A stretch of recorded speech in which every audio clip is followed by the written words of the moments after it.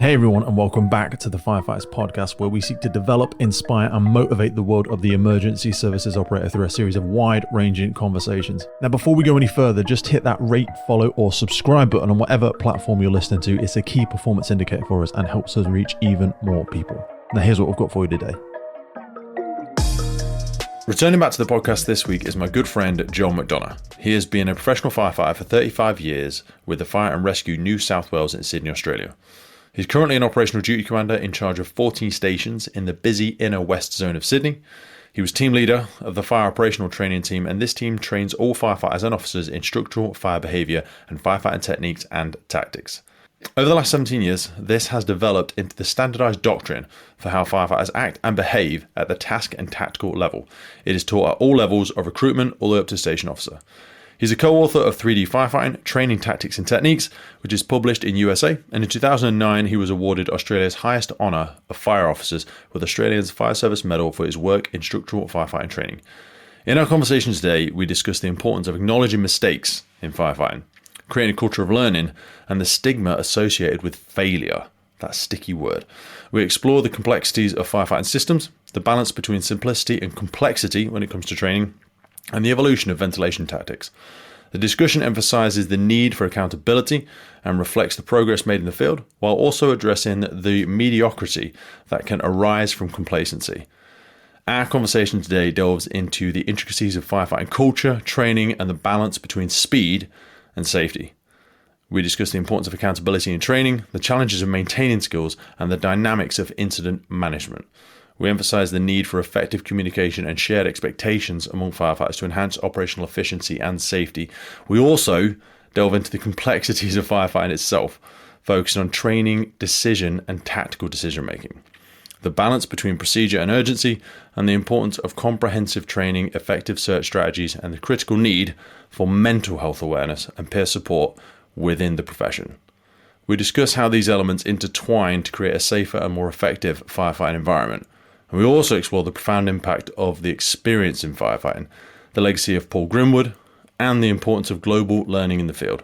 John shares so many great insights into this, and it went into a different direction that I don't think people will be anticipating from his standard talks around fire behaviour. John shares some personal anecdotes that highlight the challenges and lessons learned throughout his career, emphasising the need for preparation and adherence to established practices. I love the bit where we transition into a really heartfelt tribute to Paul Grimwood, reflecting on his influence and contributions to the firefighting education globally. And then our conversation really concludes with a call to action for firefighters to engage in global learning and mentorship, ensuring the continuation of knowledge and best practice in this incredible community. I hope you really enjoyed today's conversation, and I'll see you on the other side. The lights are on, but nobody's home. Yes, I'm doing all the hard stuff, and the actual little speaker wasn't turned on, so there we go.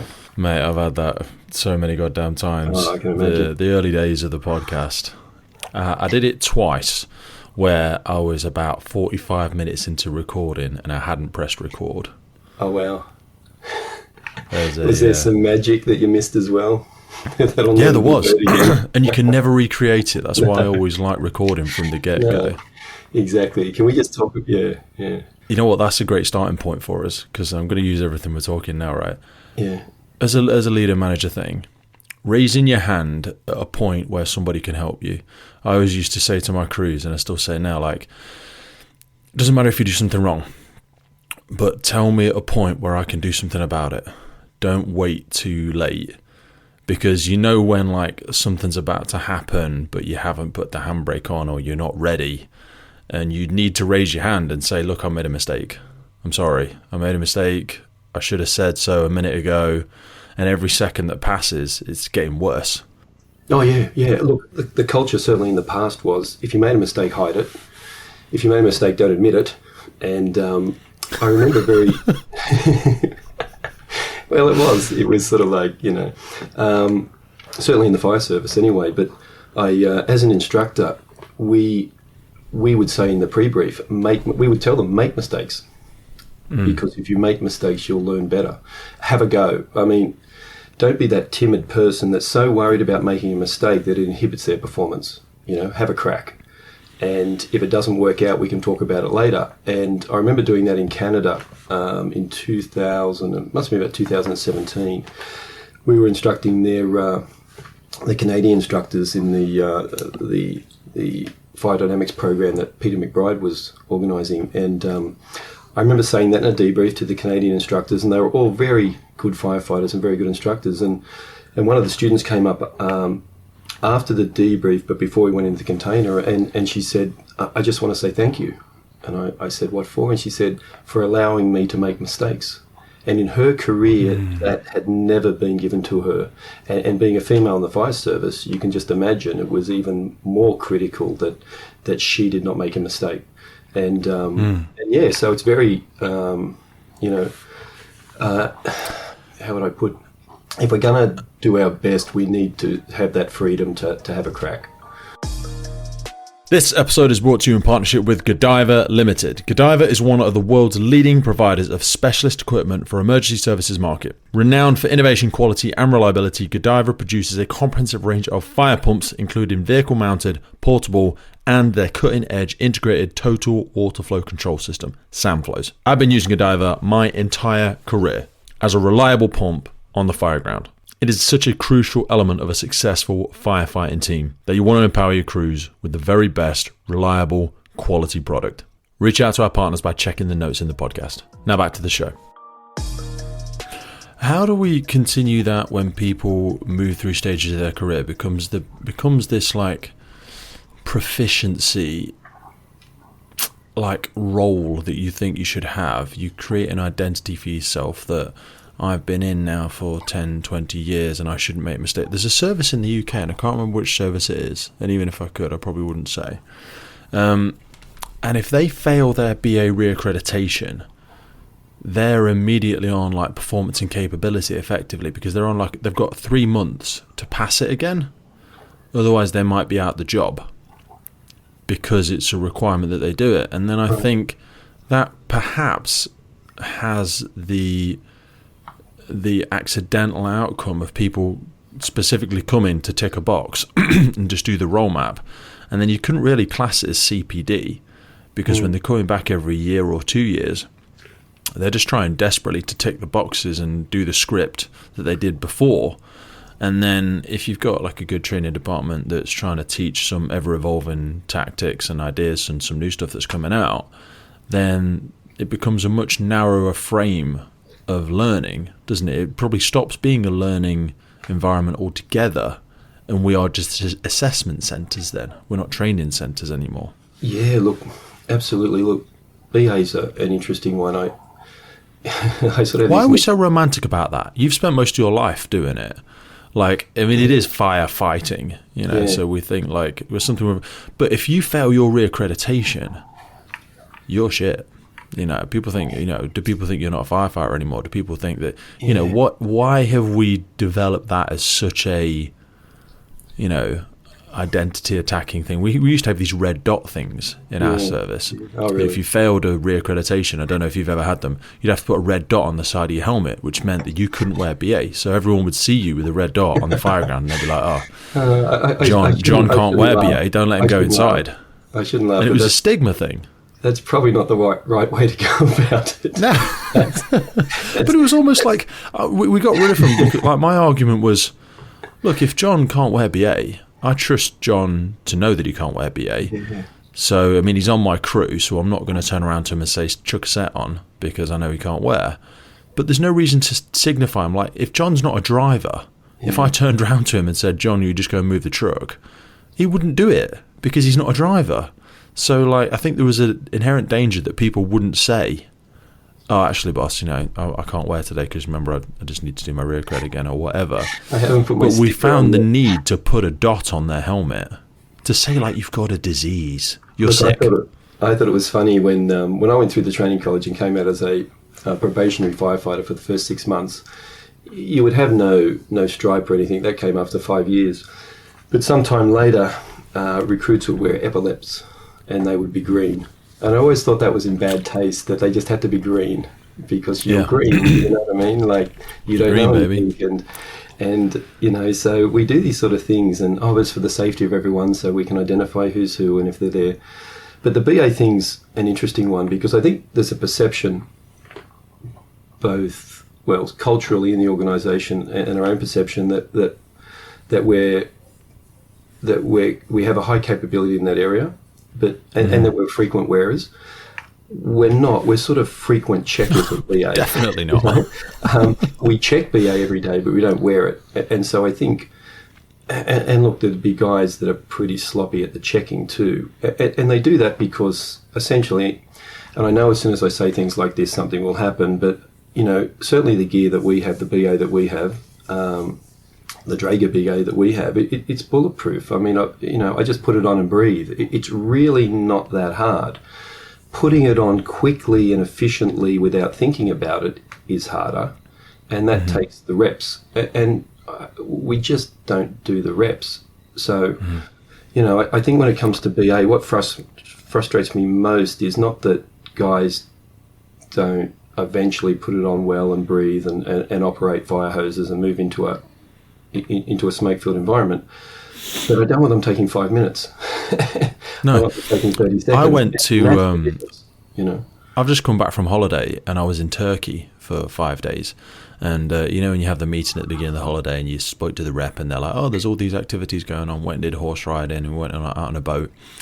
And she said, oh, there's a scuba. You can go and scuba. And I was like, yeah, 100%. God, I love scuba. I've never scubaed. It's always been on my list. And went to the day, and then they go, has anybody done before? And I'm like, no, never scuba before. I says, do I have to do a few hours introductory in the shallows? And the guy, and I'll not do the accent very well, but he's just like, no, it's tank mask face. Yes. And then that was it, and we went, we didn't go massively deep, but I think we went to 3 or 4 meters or something like that. And we were out in open water, and he was just like, no, it's not confusing. No. And eventually, I wasn't that guy that straight away went, oh, I'm a firefighter, because it's not really the same. But after we'd been out for a little bit, I said, oh yeah, I've sort of worn compressed air cylinders and this firefighting and stuff that I do. It's like, yeah, same, tank mask face, underwater, in smoke. And I was like, and I'm sure people will roll their eyes who can actually scuba dive, because I'm sure I'm doing a very poor analogy of it. But using the thing isn't really very complex. Doing it that doesn't mean I could do a rescue dive to go and save somebody else in distress, at 20 meters, because that becomes very complex. But we do see ourselves as proficient wearers, but we don't. We're good checkers, really. Or we should be. And so I sort of start a session with, we're infrequent users of BA, and that's a problem. And like I said, it's not so much of a problem once people get it on and they start to breathe, because invariably they're leaking air, invariably they've got a bit of hair caught that always annoys them, invariably the flash hoods across because that's just been the struggle it always is, as they repeat that process every fire they go to, but don't think, that's it, I'm not doing that again, I'm now going to do the reps and I'm going to have a system in place. And I think we lost sort of this sense of systems, and I've been sort of investigating them recently, or starting to talk about them, and I think it came about with the non-negotiables. So there was this sense that back when I went to Sweden, that we had systems in place where the traditional training of a firefighter was step 1, step 2, step 3, step 4, and that was the problem, because they just did stuff without understanding it. And of course that can be the problem. But you know what? Invariably over the last 25 years, having experienced a long look down the other tunnel, if you like, that sort of works pretty well most of the time. If you have a game plan and you have your steps worked out and you can do them rapidly, that normally works out really well, until you come up against something which isn't part of that game plan. And that was starting to happen as our fires were changing, I imagine, from something that had been, cellulose-based fuel and building construction and so on. As that was changing slowly over 40 years, 50 years, or whatever, I think some of those systems started to break, and no one really understood why. But I think that we just don't throw those systems out.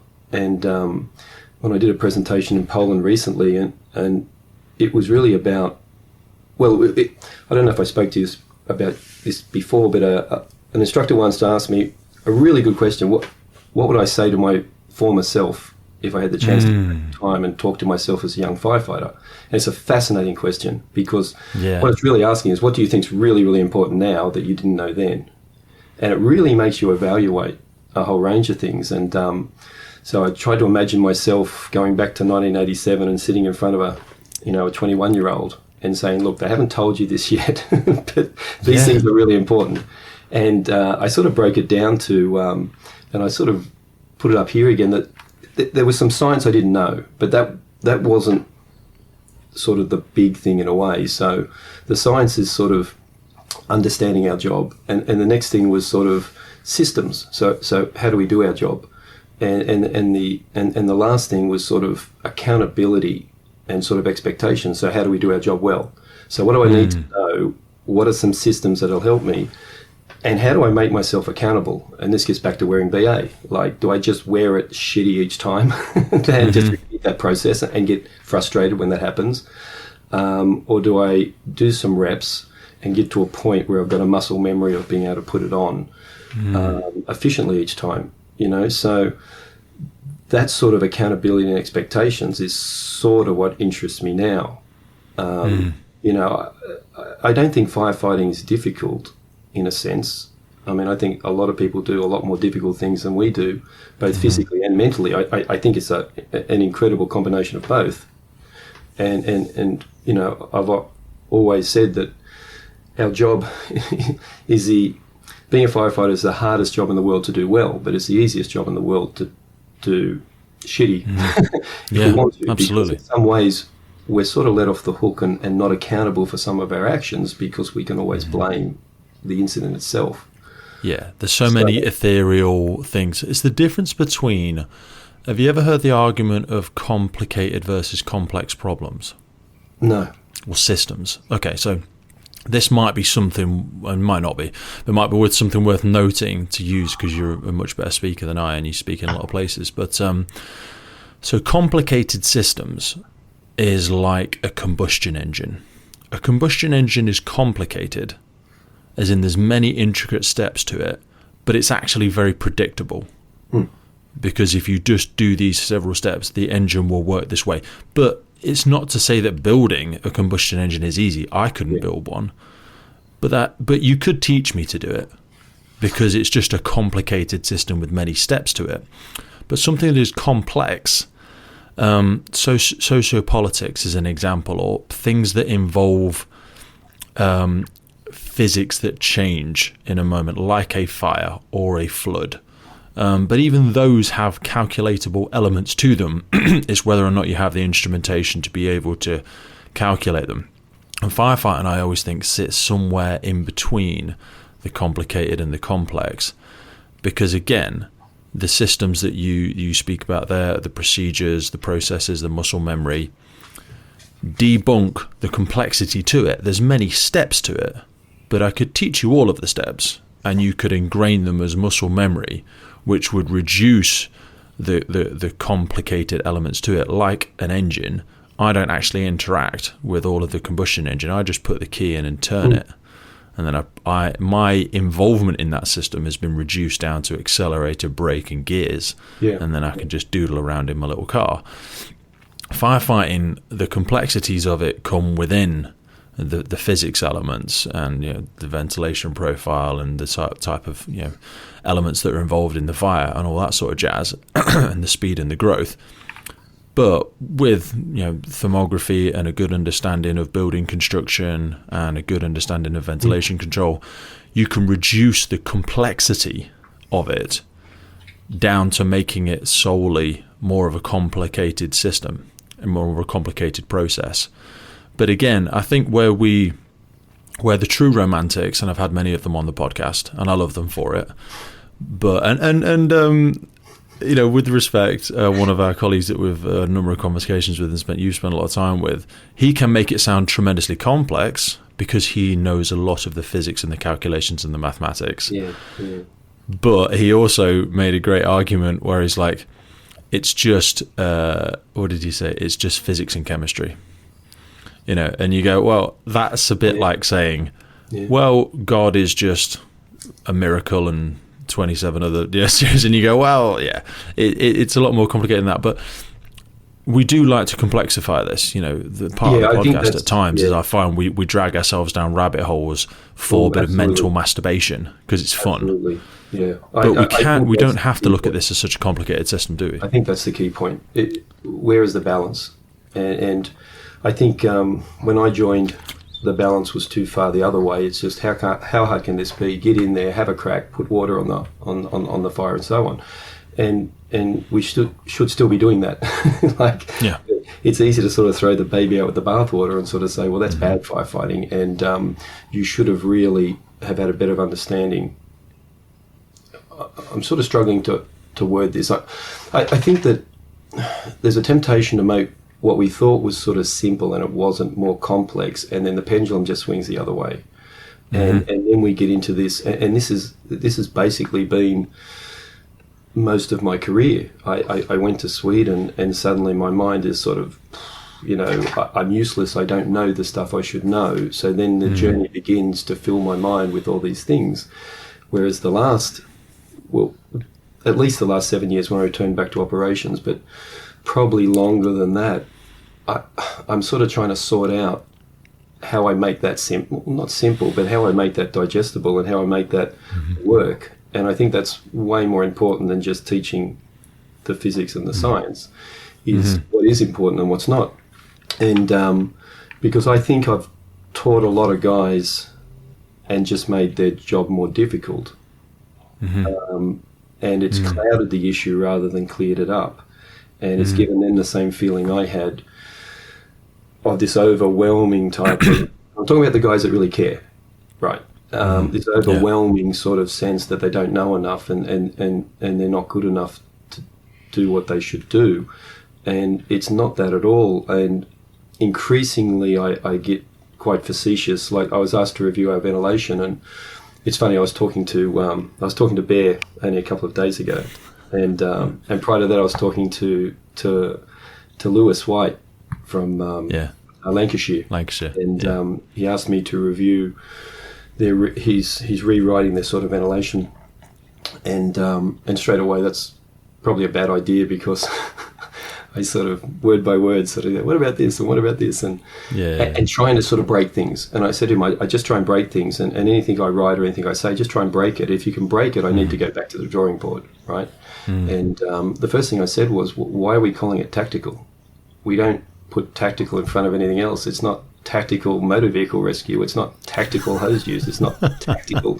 But we did it because we knew we weren't thinking about it. And what they're really saying is, thinking ventilation. We're gonna do a course on thinking ventilation. It's almost conscious ventilation, isn't it? Because the argument of self-ventilation is when the fire breaks through the roof or the window fails of its own volition through the heat of the fire or whatever. This is something, we're thinking ventilation now. We're conscious ventilation. That's right. We're doing something with purpose. There to sort of say, guys, we weren't thinking about this before. We need to think about it. And like I said, it's a bit redundant in the sense that, of course, we have to think about it.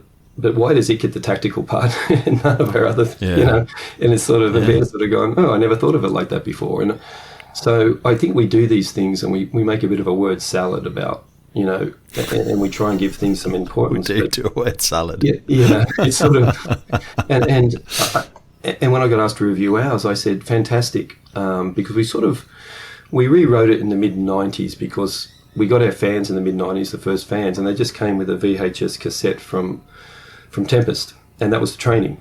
And it had a whole range of stuff that blew our mind. It had videos of them using it with PPA, and then videos of using it sequentially, and where to set it up, and back from the door, and this cone around the door, and all these sort of things. And the ratio was 2-to-1, and all of those things are not quite correct. It still worked, but it wasn't the most efficient way to use it, as we know now. So, we're sort of getting these fans and just giving them out, and we started to have some incidents. There was one fire in particular where we didn't have a good outcome, and the fan was involved. You see how I just put myself back then? I was just going to tell a story I probably shouldn't tell. But anyway. I was going to say that was politically navigating your way into this pool where you're like, whoa. This isn't around a mess room table. That's okay. But you know, this has just been truthful to say that when you just issue equipment and you don't provide training, you're going to have some problems. And we did that in the past. And I think a lot of people did that in the past. And we don't do that now. And in some ways that's complicated training because we won't implement a new piece of kit unless it goes on all 350 appliances, goes to 350 fire stations with a funded training program. Now that's tough. That's, so suddenly there's business cases, there's a lot of money involved. So we move very slowly being such a large organization. But anyway, so in the mid-90s, we knew we had to change that. So we said no more fans are going out without doing a positive pressure fan course. We may have even called it tactical ventilation, I think. And all of that in there was really influenced by the work of Paul Grimwood and Ed Harden in the States. As everyone was trying to come to grips with how can we use this stuff, but everyone was sort of trying to hold on to the past as well. So we had things like vent for smoke, vent for victims, vent for fire. We had all these sort of things where we were trying to still make sense of some of the things that we'd done in the past. And we weren't sure, well, when I say we, anyone that was sort of trying to grapple with that wasn't sure, but was pretty sure that we've got to be careful how we use them. And I spent some time with Chris Garcia, who was on the first IFIW. Fantastic bloke. So certainly that's from the horse's mouth when it comes to PPA. And it's funny, interesting, just a sidestep. I said to Chris, I don't think we have the knowledge with our guys to use that so aggressively in positive pressure attack. And he said, I don't think my guys are good enough to do what you guys do, and that's to confine a fire and go into a smoke-filled environment and gas cool. Right? So it was interesting. We both saw complexity in each other's way of doing things. So all around then, we started writing documents. I wrote documents. My name's at the bottom of safety bulletins that date back to, so now we're sort of in the early 2000s, mid-2000s.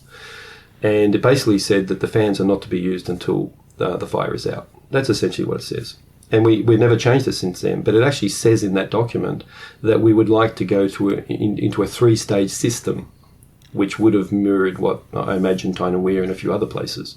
But we never went there. We just kept on going, and that time never came where we felt that was necessary. So anyway, I'm asked to review the ventilation for our skills maintenance programs.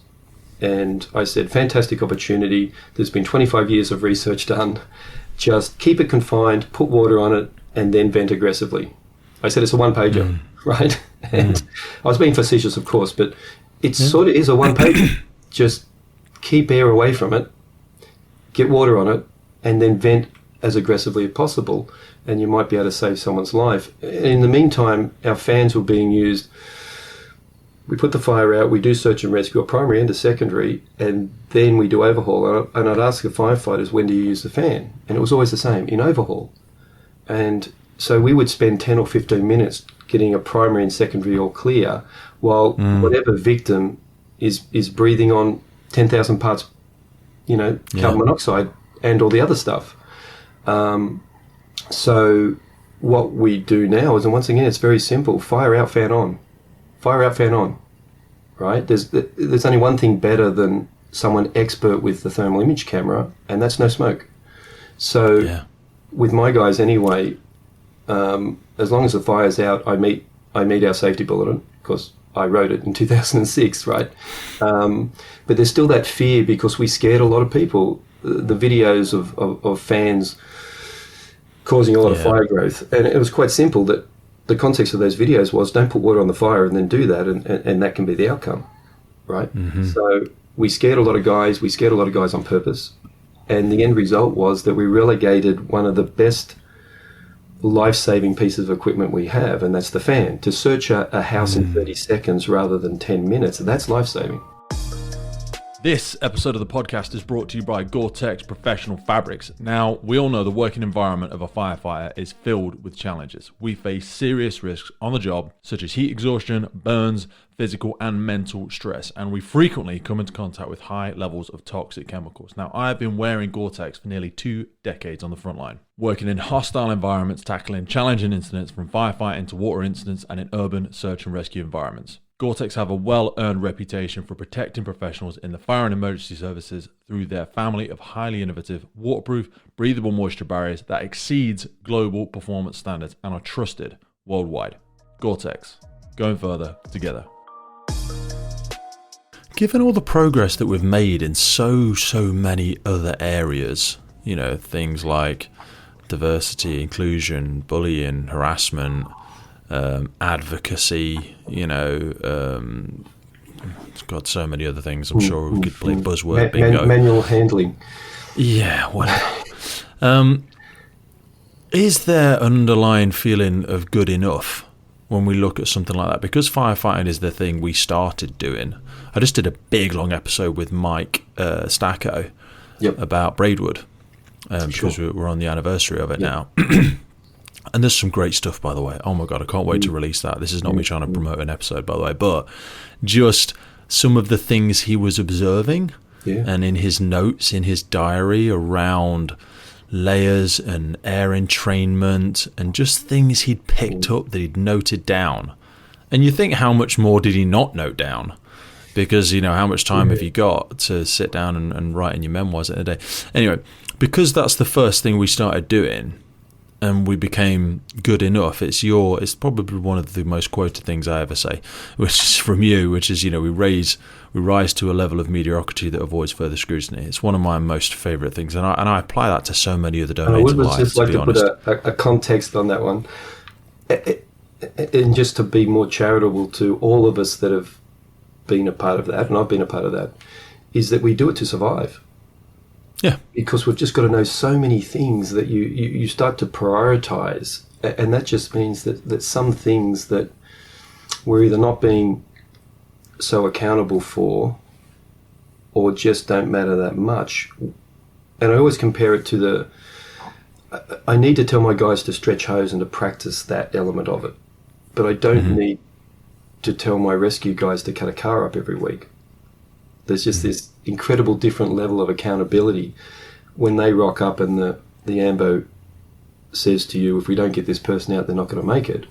There is no going defensive. There is no going fourth alarm. There is no going exterior attack. There's just you.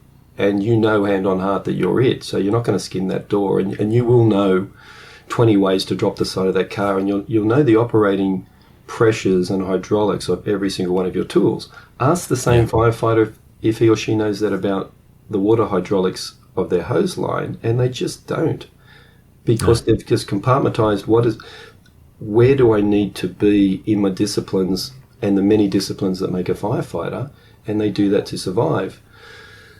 Because my interest lies, I can nearly sort of leave my rescue guys to themselves, whether that's vertical rescue, whether that's, we have dedicated accredited rescue stations. In New South Wales, what happened when I joined in 87, in 91, up till 91, if there was a road accident, police went, ambulance went, and we went, all statewide forces, and whoever got there first just did something. So we all had some hydraulics and we'd skull drag people out and so on. And there were, I'm so sad to say, arguments, maybe even fist fights at MVAs, and they said, enough's enough. And in 91, they said, we're going to allocate accredited rescue stations, and the fire brigade got the majority of those. And it was pretty tense when the police lost most of those. So imagine turning up for an MVA now, and the police, the ex-rescue unit from the police turns up also and then stands next to you waiting for you to make a mistake, right? So it was a pretty terse for a couple of years. But it also meant that the guys that said, I want to go to one of those stations, were guys that really saw themselves as wanting to be better at being a firefighter. And that's sort of, culturally they're known as rescue dicks, but it sort of flowed onto a whole range. How they operated in most cases, they tend to be seen as the as that sort You of... find that in our culture as well. People that gravitate to a rescue station or a USAR station Yes. or join UK ISAR, Yeah. they're just firefighters Yeah. that kind of got fed up, I think, with working alongside other people that weren't super interested in the same way that they were. Now, these other people were competent and safe, I'd say in air quotes, but they weren't romantics. Like, they weren't really interested in how do we shave another 10 seconds off this. Well, we all talk about the football or the cricket around the mess room table, but at those other stations, they're more likely to talk about how to be better firefighters. And Yeah. which, to be honest, I've found that once you start that, all guys and girls want to talk about how they can be better. I mean, I've always believed that the biggest motivator is to be seen to be good at what you do.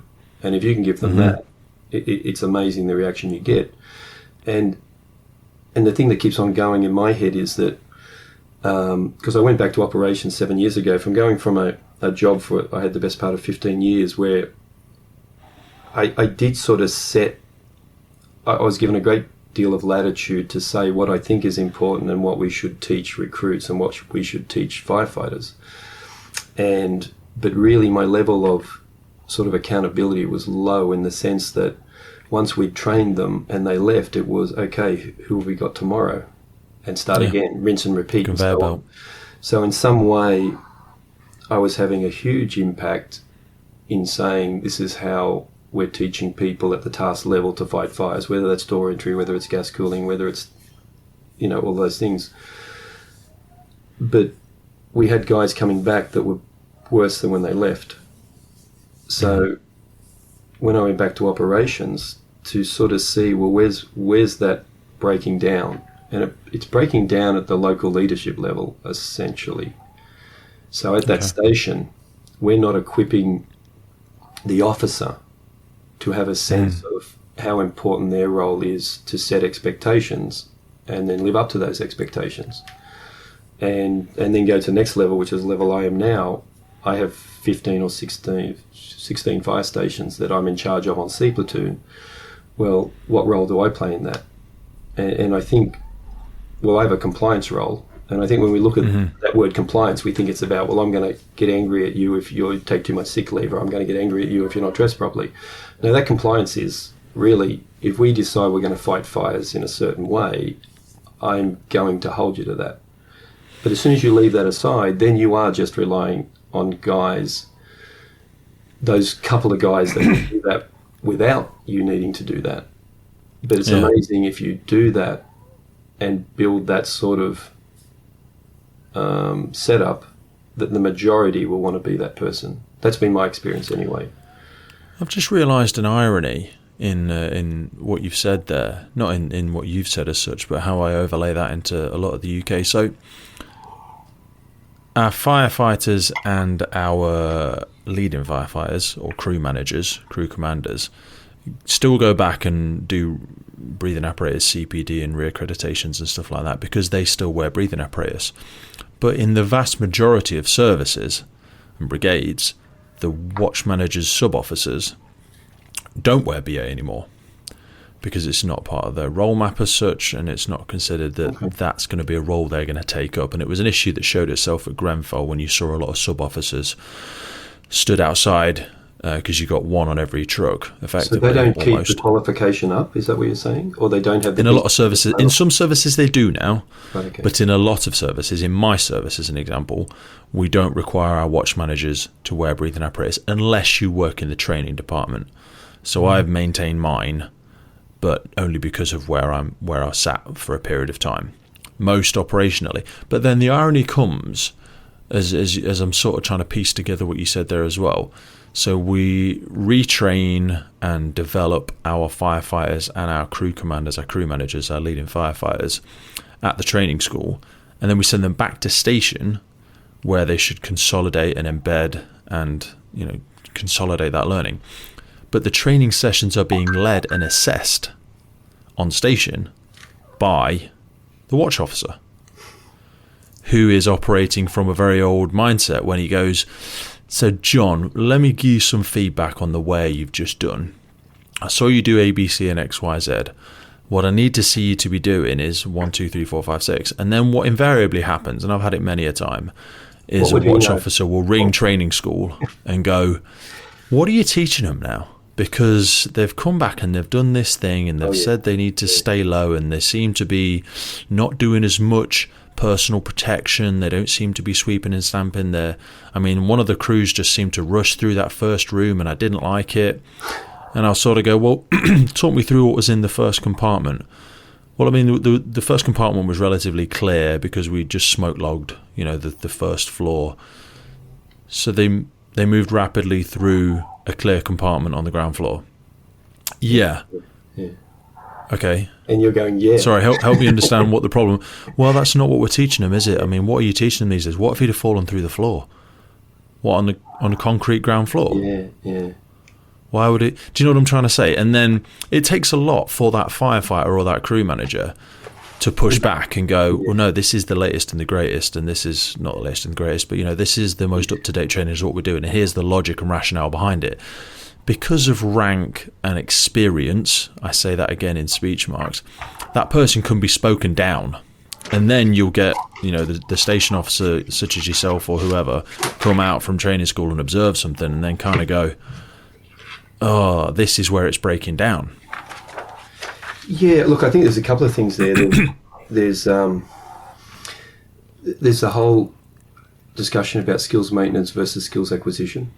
When we leave the training college, we're basically, everyone's just a snapshot of the day they left the training college when it comes to task level skills acquisition. So moving hose, using hose, just the task stuff. So. And then it rolls into some sort of maintenance where we have set topics and that will come up on the online and so on, and you'll have to do them and get them ticked off and so on. The problem is that if you've got a guy who's been out for 20 years, there has been skills acquisition in that area. So I say to some of my guys, because I'm in an area where most of the guys have been in for 10 to 30 years, I say, do you think we now train recruits differently to how we did when you went through? And they go, of course you do. And I go, so when do you get that skills acquisition of those new techniques? One might be taking a loop, one might be, whatever it may be, it doesn't matter. There is no mechanism for that. It just falls under. And inviting all of them back to either participate in or observe the instructors. Doing a bunch of wares and then sit in for an hour or two to pull it all apart and understand the logic behind it is something I don't think we've ever done in my service. And it just sort of dawns on me now. Well, I think that if you were talking incident management, there would be an uproar. Everyone's not up to date in their incident management. But when it comes to task level skills, it's sort of, I think, seen at least some level. Well, everyone knows how to do that. They all got trained at the college. They're all a constant. There's not a variable there. And there obviously is. So getting back to when I was asked to review the ventilation, and I sort of facetiously sort of said it's a one-pager, and we can use the rest of that to teach some guys some stuff they don't know yet. The other guy, who's a very smart guy, and he was working in our skills maintenance sort of branch, and he said, we can't do that. And I said, why? It said, because this is skills maintenance. You're talking skills acquisition. And I'm going, whoa. I sort of said, hold my beer.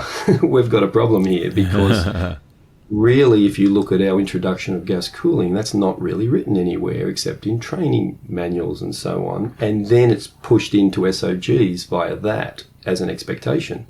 So, we unfortunately, well, not unfortunately, we used to have what we call, and this must be a British thing too, readers. We had the blue reader, the green reader, the red reader, the white reader, which was a folder, which was your encyclopedia, your one area of truth.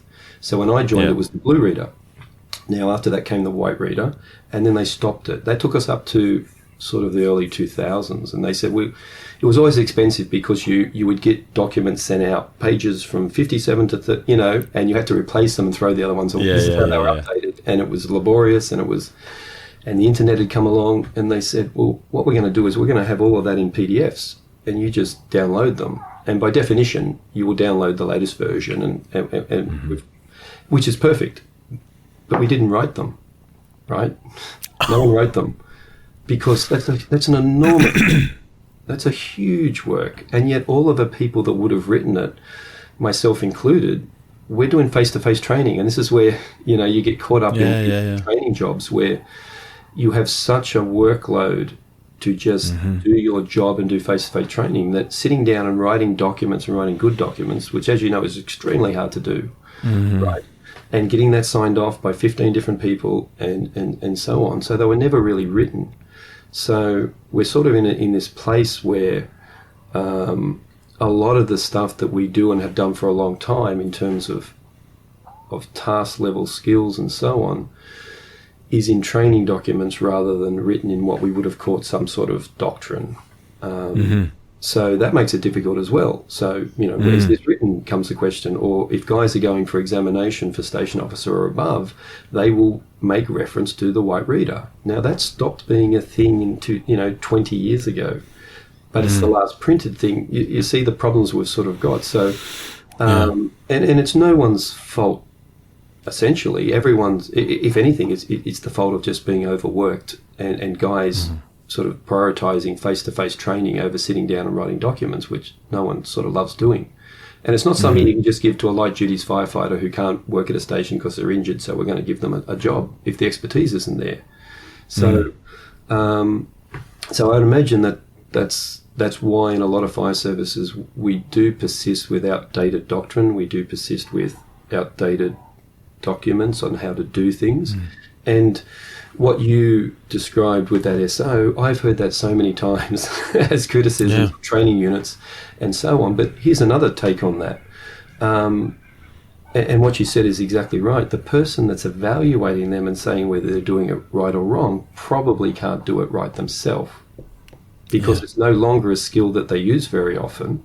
So if I'm the firefighter and I'm getting dressed down essentially by someone like that telling me I'm not doing it properly, all that's going in my head is, well, you're not doing it and you can't do it and you don't have any right to tell me whether I can do it or not. I'm not saying that, I'm thinking it. All I'm saying is yes, sir. So that doesn't work either. And, it's the classic, when you're working in training, don't ever ask them to do something you can't do and that you can't do very well because your credibility is everything. This episode is brought to you in partnership with MSA Safety. Today we have them to thank for the improved firefighter safety through connectivity in their brand new connected firefighter system. At the center of the connected firefighter platform is the MSA M1 SCBA with telemetry. That integrates straight in with the Luna system, which is a wireless all-in-one device creating an independent search and rescue network, providing edge detection, enhanced personal thermal imaging, while simplifying post-scene reporting and data retention. All of this then plugs into the FireGrid system for cloud-based connectivity, real-time information, and data-driven decisions for the incident commander. MSA are truly taking massive strides in the future of improved firefighter safety through connectivity in the brand new MSA Connected Firefighter platform. Now back to the show. Do you know who Paul Coombs is? Yes, yeah. I don't think anyone could not know who Paul Coombs is. Well, I think there will be a lot that don't, but he came on the podcast a number of years ago. We need to have him back on. But I remember one of his many incredible drawings. He has such a gift for translating some of our challenges and putting them into visual representation. And there's one of a highly decorated officer in some capacity, very skinny, long-nosed individual, and he's looking at a bunch of hairy-ass firefighters covered in, soot and stuff like that, and he's holding a clipboard and he's saying, "I don't know how to do your job, but my clipboard says you're doing it wrong." And that's just it, isn't it? And you're like, and the clipboard is dated like 1984 or something like that, like 1980s BA procedures. And then it's like, "I don't know how to do your job, but my clipboard says you're doing it wrong." And it's just like, that's like, just, he's so great at that sort of stuff. Yeah, I imagine, look, I've been lucky, I suppose, in that my area of expertise or my area of interest or things that makes me happy is the task level.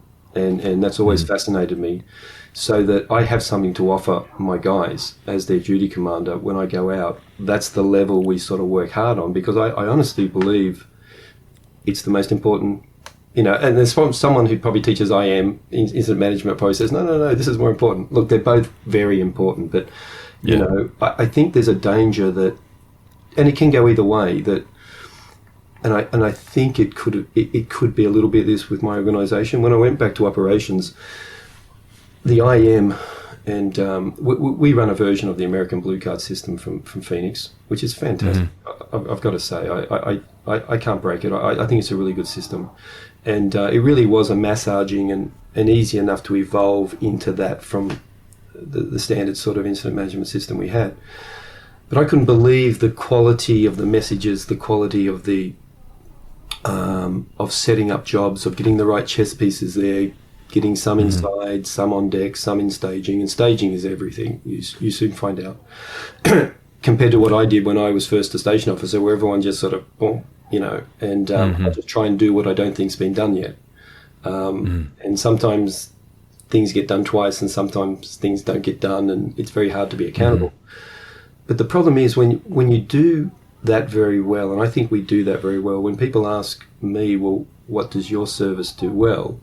I think we do some things very well and some things not so well, but I think our IM, it's good. We are very disciplined. And I say that not in the way of yes sir, no sir, although we still say that, but we're disciplined that we have systems in place for IM that everyone understands, and it's just non-negotiable that that's the way we're going to operate. But then this sense comes in that once we've done that, that should be the end of our problems. So why are buildings still burning down that shouldn't burn down? Well, if you think that excellent IM is the only answer, if they burn down, you just say, well, that was beyond our capability, or so.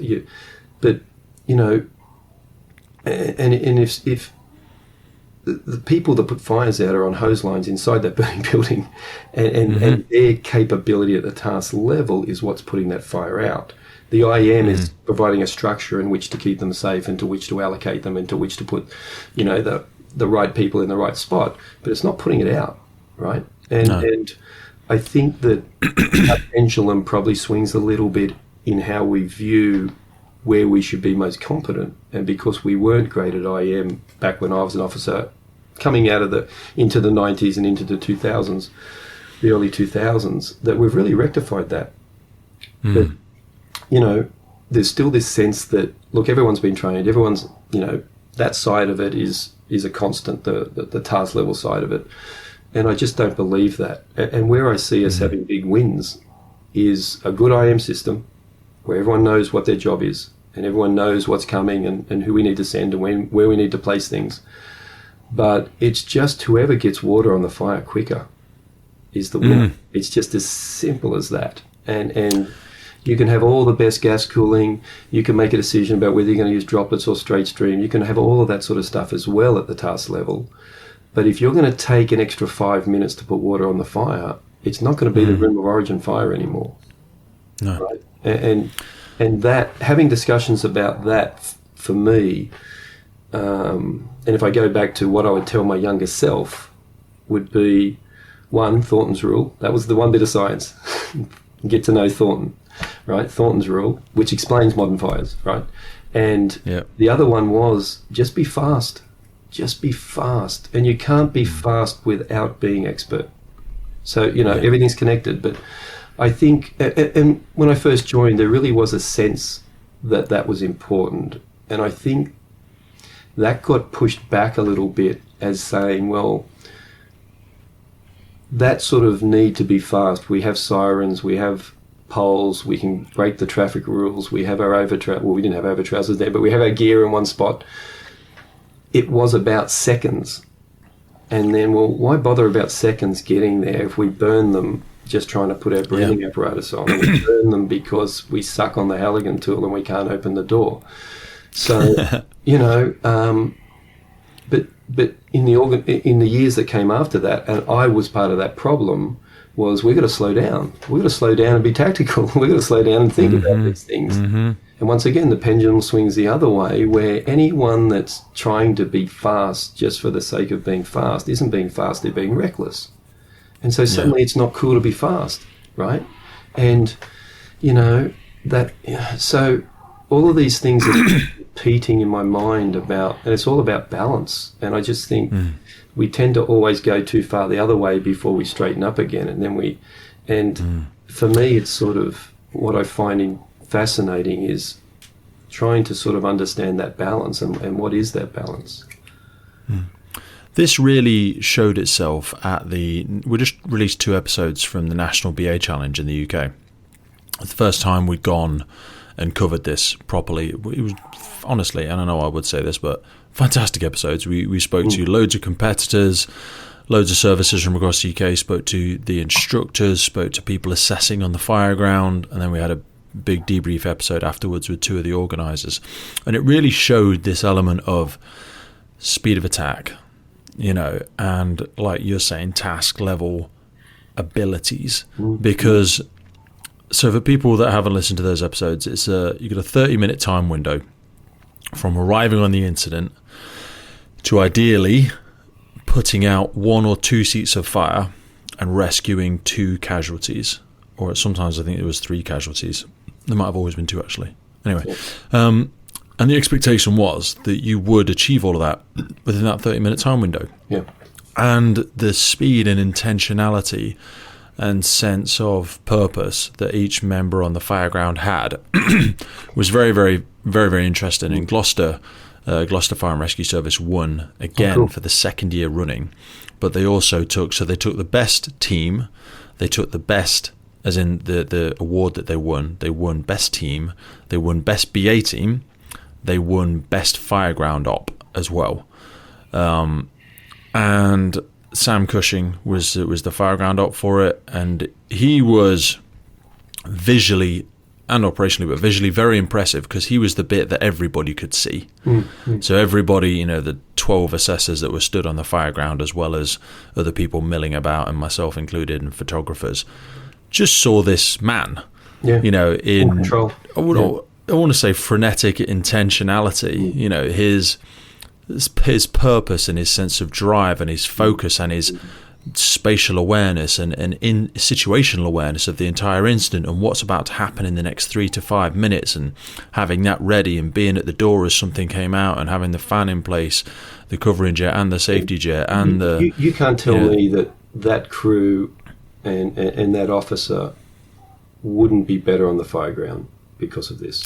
You know what I mean? It's just fantastic. It's a no-brainer. And equally the team, the BA team, they moved with such a sense of purpose, and they were, I almost said aggressive then, because I know people don't like the word aggressive. I think shared expectations. Everyone knew what was going to happen and what their role was to play in that. And the thing is that, and that's why I call, non-negotiables and shared expectations. Really, the non-negotiables are just, we're going to share some expectations, and rather than just reinvent the wheel every fire we turn up to. I mean, it's not that hard because we have prep time. It's all the other time when you're not at calls. It's prep time. So work it out then. And this crew didn't work together. Yeah. All 4 members of this crew were from different stations, from different watches. They'd trained together once since the previous year, and they just had some Teams calls and some WhatsApp conversations and stuff like that. And they'd focused so heavily on expectations. Yeah. And their task level abilities. So task level abilities they were able to practice in isolation, but the shared expectation and understanding of what was coming next for each team.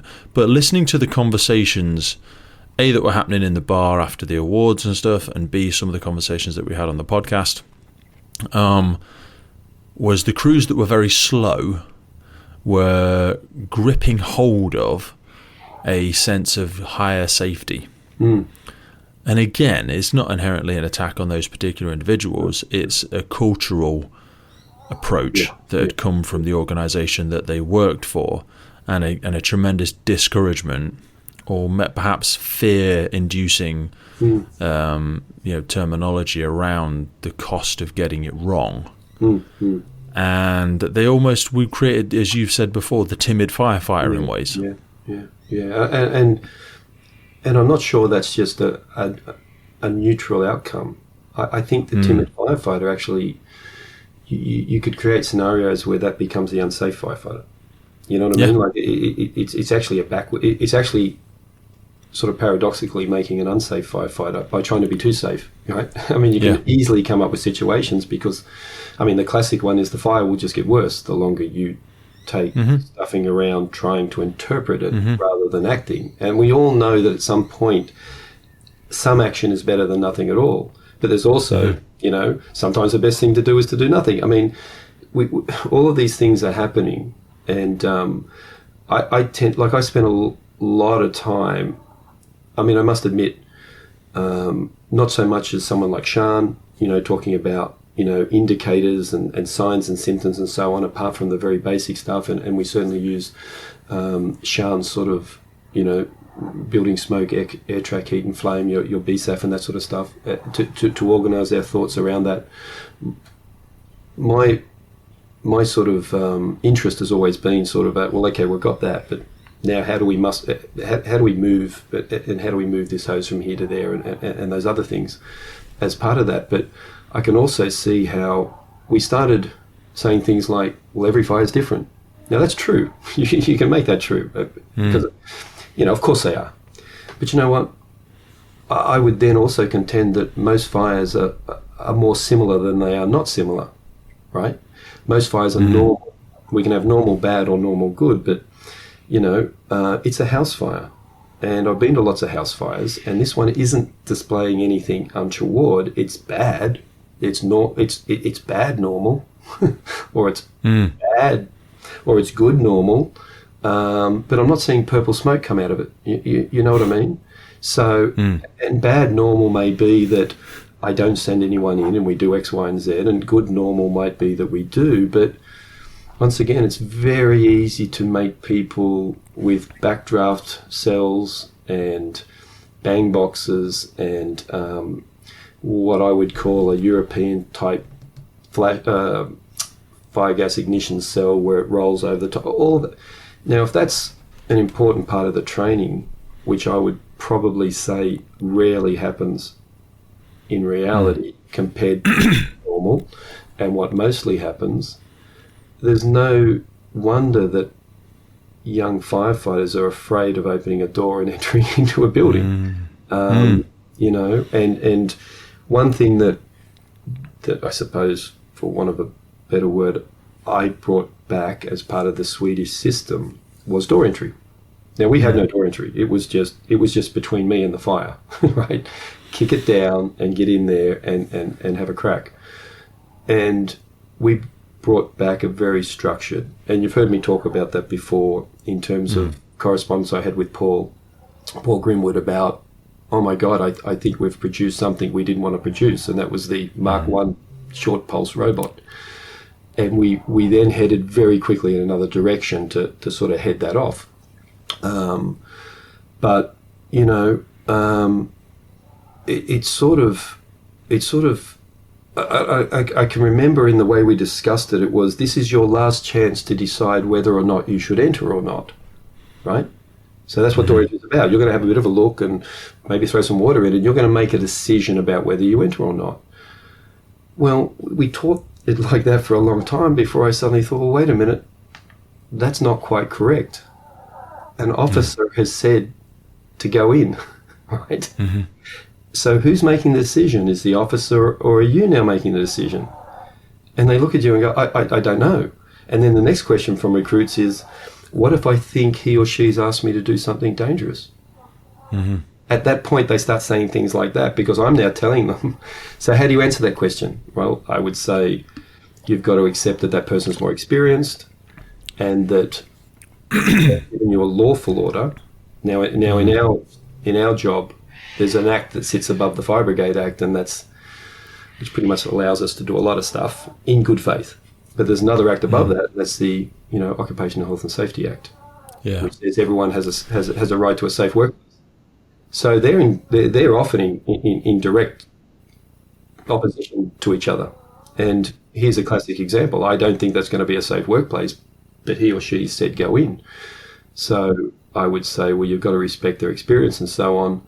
But if you see something, mention it. So no problems, boss, but what about that? And he or she might say, I saw that, go in. Or they may say, oh, good call, take a step back, let's reevaluate. That's all you can really do. But once you enter, then you can sort of say, well, you know what, this is really, I'm not feeling good here. And that can be because you're inexperienced. It could be a whole range of things, and then you can withdraw. But having an officer sort of say, okay, guys, in you go, I'm going to pull the power and start my 360. and then he comes back and you're still there going, and you've opened and shut it for the 50th time trying to assess. But every time you opened it, it was thick smoke down to the ground, and you don't know what to do with that, right? We've just come to a grinding halt, and we taught them to come to a grinding halt. And is it really your decision about whether you're going in or not, or is that a decision made at a tactical level? So if you don't unpack those things at some stage, you end up with some weird things happening on the fire ground and some expectations not being met.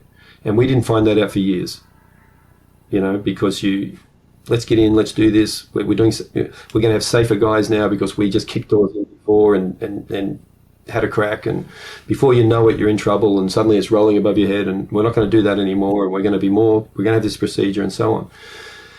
And it's the closest we came to just this sequence of events that led people through.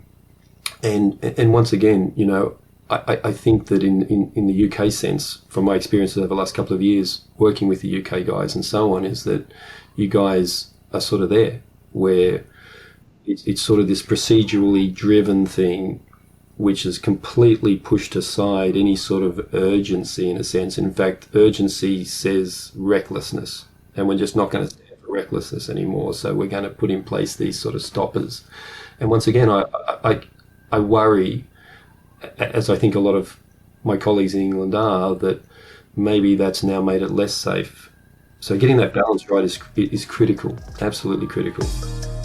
It is beyond a privilege to be able to bring the Firefighters podcast to you, and we are so grateful for every single person that supports, listens, shares, and follows our journey. But here's the honest truth. It takes a colossal amount of time, resources, the team, and work to keep the podcast going. And to help us keep doing it, create more, reach more guests internationally, improve the visuals, and make the podcast sustainable, we're asking for you to help. And to do this, we've set up a Patreon page. Now, by joining this, you'll not only support the future of the podcast, but also gain access to exclusive benefits. Now, if you've ever wanted to meet a member of the podcast, buy us a beer, buy us a coffee, and you think anything you've ever listened to on the podcast has been worth £3, that's basically what we're asking you for. By joining our Patreon community, you will get access to every single full episode archive we have ever made. Now, hundreds and hundreds of key documents that we've got in there on fire behaviour, firefighter health, cancer risks, incident debriefs, and so much more.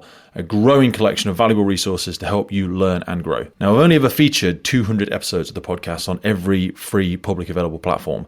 You won't find the entire library because it is inside our Patreon. That is the full library legacy, and that is what you're joining for as well. So by joining the Patreon for just £3, you'll unlock everything we've ever created alongside discounts on merch like our coins, our hoodies, our patches, our tallies, and all the other stuff we're trying to crack on with doing on the podcast. Your support in whatever way, dropping it in the WhatsApp group, sharing it on the local newsletter, whatever it is, it's incredibly valuable, and we really do support it, and we need it to make it a long-lasting resource, that legacy resource we always talk about for first responders, firefighters, and everybody everywhere who's ever been interested in joining the fire service or who absolutely loves the job. Now, if you're already supporting something, as many people do, it's totally cool. You can still access the podcast for free, and you'll always be able to access all the new episodes for free. But we're asking for your help to make this sustainable. You can still listen, you can still join, you can still share it with the community. And if you want to do something free, follow us on our YouTube, subscribe to it, rate us on Spotify, whatever platform you listen to. We've reached nearly 1 million people with the podcast so far, which is just ridiculous. And we want to keep growing, we want to keep sharing the insights, and we want to keep showcasing the incredible work happening in our community and our sector every single day. So if you feel like you want to join the Patreon crew and help us make this possible, head to patreon.com/TFFPC or check the link in any episode podcast notes. Thank you for being here. Thank you for supporting us. We'll see you on the other side. I think it's also reduced initiative. So another thing that I saw a lot of at the National BA Challenge from the teams that were scored as performing well. I'll just say one thing. See how you call it the National BA Challenge? Yeah. We would call it a National Firefighting Challenge. But you can see how via BA, because if I talk to a British instructor, they'll say, where do you learn to use the hose and whether it's gas cooling in whatever manner you want to do that and so on? Well, that's done by the BA guys. Does that make sense, right? Yeah. So it's sort of like BA was driving the firefighting side of things, And we had a similar thing happening. I mean, our search and rescue was done by our BA instructors back in the day. In 2010, we had a restructure, and all of the units bid for work, in a sense, or said, this is what we think we should teach. And I said, we should be teaching search and rescue. It's done in a fire-affected compartment, enclosure house, whatever you want to call it. And, you know, we want guys that have been trained. So instead of BA being a thing, it was just a piece of equipment. Train the guys how to use a piece of equipment, and then they come to us. We're going to train them how to fight fires. Now, while they fight fires, so then everything became connected. So we never really had that issue, although we still do, of, well, when I, you know, am I doing a search left or right? And I go, well, are you fire attack? Or you like, oh, well, I just do that, but your fire attack. This is where, from an instructor perspective in the UK, with and it's now being done at the college, is when they teach an instructor, someone new into the firefighting or breathing apparatus department of a training service, they try and push them into a course which is effectively the Holy Trinity. So it's a bit like when you'd have people going, I mean, you'll have been at many conferences, go, how many are instructors here? And some people go, yeah, I'm a BAI, and some will go, I'm a BAI and a CFBT. But really, in order to deliver with a full conceptual understanding of the why behind each action and the consequence, to be able to answer those whys and deliver it as a well-rounded instructor, you really need to have your CFBT, your TAC vent, and your BAI. Because if you're just a breathing apparatus instructor, you know a lot about the equipment.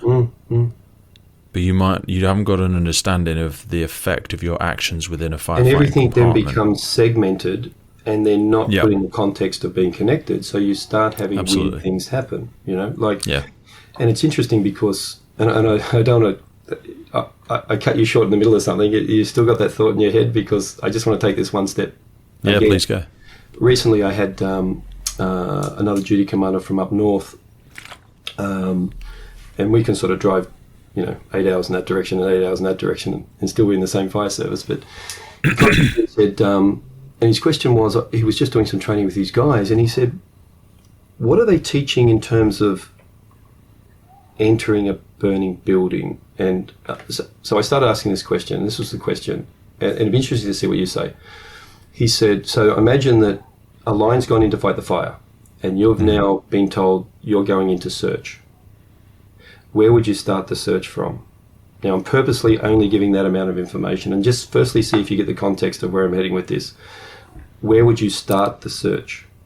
Just a normal residence. So I want to make it super generic. From the first door of entry. But if I'm sending a team in just to fight the fire, then I would expect them to have looked for... I expect them to have looked for flow paths and ignored anything else and seeking out the fire.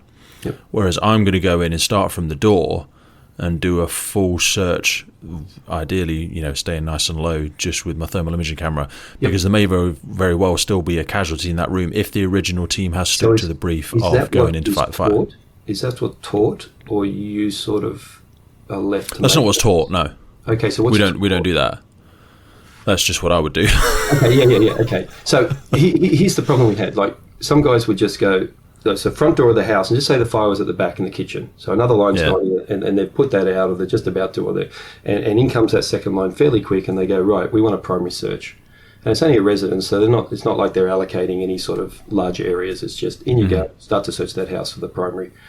You know, and once again, without putting the fan there and clearing it in 30 seconds, they've now got a search. A lot of guys were saying to my colleague Tony, they were saying, well, we're going to turn and search the first room and do a right or left-hand search of that first room. And he's gone, oh. Because what he was expecting and wanting them to say is, and it actually says in some of our older manuals, that if all things are equal, with no better information, you will search back from the fire for two reasons. One, that, and this definitely suits an earlier fire where there is survivable down low, right? Because it came out of our blue rotor, which would have come out of our, you know, we're talking about stuff that would have been 50s, 60s, 70s even. And the idea was that they are in the most dangerous position being closer to the fire than if they were further away. So we're going to search back from the fire. And it also means that as we search back and our air's going down, we're going towards an exit. So, and we wrote that in our search and rescue. That is in there. And it's very much if all things are equal. Like, you know, there isn't a kid's bedroom there and we just want to have a, you know what I mean? And he thought that's what they should have said, but instead they go, no, we're going to search first room left and we're going to do a search pattern. So in their mind, it was about a search pattern rather than a simple question of where are you going to start that search from. And the more guys I asked of my own guys, the more that was a problem. Guys, firstly, didn't know how to answer that question because they'd never really thought about it. But to me, that searching a room and doing a left or right hand search, just that language itself is straight from BA training, is straight from search, as opposed to how does that work in a fire affected structure, you know, that added context and so on. And there's lots of little bits like that where we haven't connected it to anything. It's just that's training done in isolation. So at BA training they go, right, we're going to teach you how to search and rescue. Here is the room. Now because we don't have thermal image cameras, because we never did before, right? We're now going to teach you to search around the, you know, a right or left-hand search to ensure that room is covered. And we're going to swing out and do these ones, and we're going to throw our leg out, and we're going to keep a shoulder on the wall. Well, once again, with a tick, you would just get to the door, you'd scan, and if there was nothing of interest, you would move on, right? If there was something of interest, you'd investigate. So that would be the best way of doing a very quick primary. So we're still sort of working in the past. We still have more modern tools, and all of that is just mixed up. And then I add this, well, what about searching back from the fire? You know, so it wasn't a question about how you searched a room. It was a question of where did you start your search from in a global sense. So, you know, and they're the sort of problems we've got, that it's bringing that old stuff into the new and having and we never had a fire training section. When I started that section in 2003, there was none, which seems really weird. But I would contend that you don't either. You have a BA section, and the BA guys teach everything that you might do inside a smoke-filled environment. And that's based on the equipment that they're wearing, the breathing apparatus, rather than all of the other things, whereas we just did a flip and said, that's just a piece of equipment like our tick is, like our hose is, like our nozzle is, that enables us to be in that environment to start with. Teach me how to use that piece of equipment, and then I'm going to be taught how to fight fires with all of that equipment. And that was a fundamental change too, because everyone would sort of say, well, who are you guys? Well, we're the fire training team. And they go, who's that? And I go, well, we're the team that's been asked to train guys how to fight fires. And it was sort of like this novelty that we're going to have a unit that trains guys to fight fires in the fire service, right? They're not a recruit instructor. They're not a BA instructor. They're not a rescue instructor. No, they're a firefighting instructor. And now it would be absurd not to have a unit that teaches guys how to fight fires, right? Do you have a unit called the Firefighting? Not to my understanding. And that's what I mean. So, they have firecraft at the college. Okay. So again, they're probably further ahead in this respect, and maybe they have a bit more freedom. I don't know, but they teach firefighting. Yeah. Whereas in most services, you will have a BA department.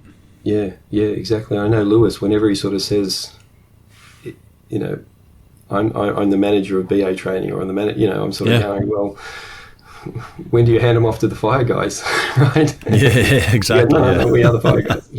So, but I think there's a problem with that. That labelling also gives a context and a cultural meaning to it, which I don't necessarily think adds value to all the things you need to know that are specifically about fighting a fire and have nothing to do with the equipment you're using, in a sense.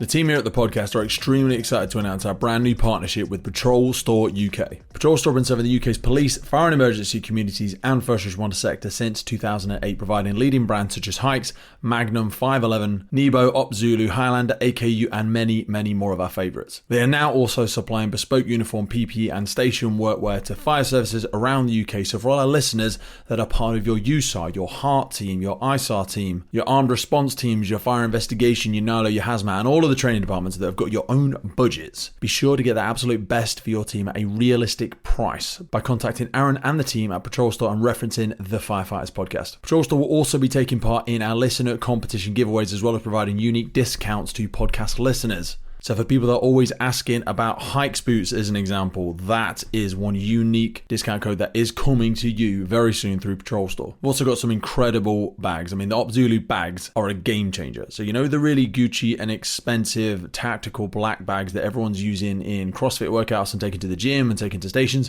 Well, they've basically got that, but it's made better and costs less, because they're not slapping some Gucci expensive brand name on it and it's giving you what you want on a first responder salary. Be sure to keep your eyes in the notes of the episodes for links to unique offers and discount codes. And if you're looking to buy well and buy once, be sure to get in the notes and head over to Patrol Store UK. Now back to the show.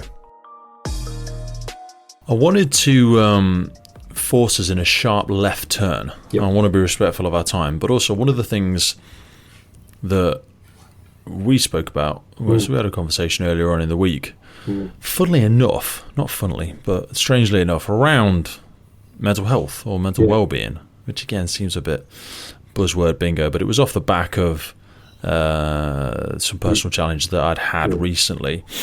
And then we kind of got into the bowels of discussing the arc of sort of mental fitness and our mental well-being, and how, for me personally, I didn't think it was ever something I'd ever particularly struggled with. And then trying to really identify when something had started to feel a little bit different and what I wanted to attribute it to and how I wanted to respond to it. And you very kindly opened up about a few different scenarios and situations, and you'd attended a flurry of fatal incidents recently, but equally for yourself, it was something that you said you'd never really had the fullest of understanding for, and we were trying to sort of delve into why, given the wide operational career that you've had, sort of if we tried to because this is again something we never really teach, we don't really empower people with, we don't really, it's like assumed resiliency. I don't think we really. How do we give people the tools and that, like, because you said yourself, like, it's not something you in speech marks feel you've ever massively struggled with. No. But then if I had to ask you, if I pushed you into a corner now and said, well, how can I ensure that? You know, I'd love to have a career like yours, John, and go through all of these challenges and attend all of these interesting fatal incidents, but not have to carry the burden of that. I've been thinking a lot about it since we had that conversation, actually. And some of it's sort of, I don't want to be a fraud in the sense that I've been so lucky that I don't believe I've been affected much by those experiences. And I don't want to speak for someone who has. I just want to speak for me and how I worry about it more now, because I have a sense that when it does hit someone, it comes out of the blue, right? So we could have this conversation now, and then, next week, I'm taking time off because I just, things aren't working for me. So I really wanted to put that forward first, that I'm certainly no expert, but I can give you my experiences and what it's been like in my career. Absolutely, in the past, no organisation, if you go back to the 80s, 90s, 2000s even, it was a struggle for all organisations to come to accept that they hadn't dealt with that with their staff at all.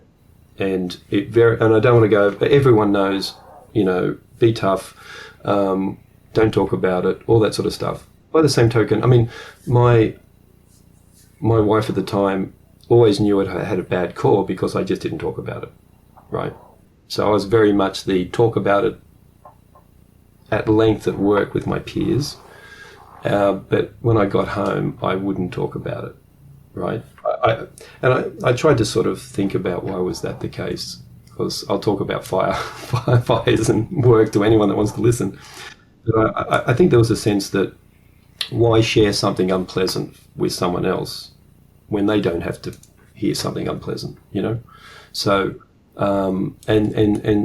you know, so certainly I didn't sort of just push it down inside. I just felt that, one, I was fine, and why make someone else have an unpleasant day by describing an incident which was unpleasant? And I think the first thing I said to you was that I tend to look, and I still do. I worry that something might happen, but nothing has, because you know, there's just too many instances of guys with long careers that you would never have thought had problems here, and then they do. Now, whether it's the cup, you know, filling up type analogy, which is you know, once again, I don't make any you know, claims to be expert in that, but that seems to make a lot of sense, that analogy, and maybe mine's close to the top. I don't know. So, but I found that I always looked at it positively, in the sense that I called it a wake-up call, and it made me look more closely at what was important in my own life when I see someone else have a tragedy. And I was always a rescue firefighter. A lot of MVAs, trains, building collapses. We had a big one in 1999, I think, from memory, Thredbo, when a whole ski lodge went down and so on. And one of the ones just recently was a cement truck turned over on a tricky, steep driveway on a Saturday morning, you know, and I'm sure that whoever was driving that wasn't thinking that that's how Saturday was going to end. So the wake-up call is, that's a bad day for everyone involved, and that will just fan out through family and colleagues, and everyone's going to have a bad couple of weeks, months, years because of this, if not for the rest of their lives. And here I am worrying about whether my car's new or old, you know? Yeah. So it really, and I find this with a lot of firefighters who I attend calls like that with and so on, that, you know, using it as a wake-up call and a positive reminder of what's important in life, I think has been beneficial for me in viewing that as something positive. Certainly not the right word in some respects, but so that's, and I also found, I think I mentioned to you, when I was on the tools as a firefighter, I found it easier. I mean, I could have in a car accident, I could have quite a bad injury, and I'm cutting one of the pedals or something like that, and there's not much left of the feet or whatever, but I'm concentrating on being good at my job and getting the job done, and you could nearly just, but when I became an officer and I take that step back and I'm just looking globally over the scene, I found that harder. You know, here comes, what's the commotion over there? Oh, the wife has arrived, you know, and I'm seeing it being dealt. And I know there's a lot of fireys, the first thing they say is that's the part of the police work that I'd never be a cop. Is, you know, no matter what we do at the job, a cop is going to knock on a door at 4 a.m. and say, you know, is your son's name X? Well, was he driving? You know what I mean? And I would find that very, I just wouldn't want to do it. Watching someone fall to pieces on their doorstep. Yes. And it's funny you mentioned that. I was thinking, leading up to this, what some other thoughts I might have. And I nearly find it more difficult because as my job, we have a very good peer support program. So I get a phone call, which is happening more, but generally they forget the inspector. But I will get a phone call saying that we're going to give your guys a call. So there's a real expectation that one of their peers, you know, will call them and provide whatever services they would like.